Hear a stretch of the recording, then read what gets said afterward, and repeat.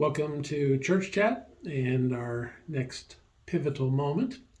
If you were with us last time, you may remember that the Israelites, led by Joshua, had moved over into the Promised Land, and they were renewing the covenant of Abraham. They were renewing their festival practices, and they were preparing to transition to a new existence in the Promised Land. The manna was cut off, and so they had to rely on the produce of the land. So where we left them was getting used to the Promised Land, the land of Canaan, and living a different existence than they had in the wilderness. So for many generations, they lived there in Canaan. They were led by judges, and these were individuals raised up in times of crisis. If there was a threat from outside, a judge would come and they would draw the tribes together to respond, to form an army. Or if there was a disagreement within, sometimes between individuals, sometimes between tribes, the judge would decide what the best course was. And so these judges traveled from place to place, holy sites, market sites, trees, hills, where people would know where to find them. And they would decide what was best for the people of Israel. And some of these you'll remember. Deborah was a woman, judge. Samson, the whole saga of his hair, and the Philistines. There were a whole number of these that would lead Israel, Gideon, and you can read about those in the book of Judges. The transition that I have selected is where we move from having judges to having kings. And the last judge was Samuel. And so the scripture, again from the Hebrew version of the Old Testament, is translated by Robert Alter, comes from chapter 8 of 1 Samuel. And it tells why they decided to go from judges to kings.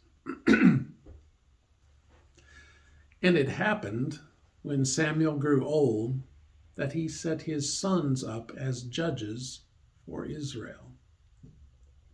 And the name of his firstborn son was Joel, and the name of his secondborn son was Abijah. Judges in Beersheba, which was a holy site, a marketplace. But his sons did not go in his ways. They were bent on gain, and took bribes and twisted justice. So their corruption was the reason that no one trusted them, and they wanted to transition from judges to kings. All the elders of Israel assembled and came to Samuel at Ramah, another holy site. And they said to him, "Look, you yourself have grown old, and your sons have not gone in your ways. So now set over us a king to rule us, like all the nations." And the thing was evil in Samuel's eyes, when they said, "Give us a king to rule us." And Samuel prayed to the Lord, and the Lord said to Samuel, "Heed the voice of the people in all that they say to you. For it is not you they have cast aside, but me they have cast aside from reigning over them. Like all the deeds they have done from the day I brought them up from Egypt to this day, forsaking me and serving other gods. Even so do as well to you. So now heed their voice, though you must solemnly warn them and tell them the practice of the king that will reign over them." And Samuel said all the words of the Lord to the people who were asking of him a king. And if I were to continue, there's a whole list of reasons why not to have a king. Samuel tries once again to convince them to continue in the old way of having judges. But because of the corruption, because of the lack of trust, because of the uncertainty and the fear, they are adamant that they want a king. And so that's when Samuel goes out and he finds Saul and anoints Saul as the first king of Israel. And if you've read the story of Saul and David and the other kings, you know this sets off another whole series of problems and troubles. And so this movement to the time of the kings is a period when they move from tribal life to a more central focus on the capital. When David comes along, he takes over Jerusalem. That becomes their capital. When Solomon comes along, he builds the temple, and they move from the tabernacle that moved from holy site to holy site to the temple being located in Jerusalem. So all worship was supposed to happen in Jerusalem.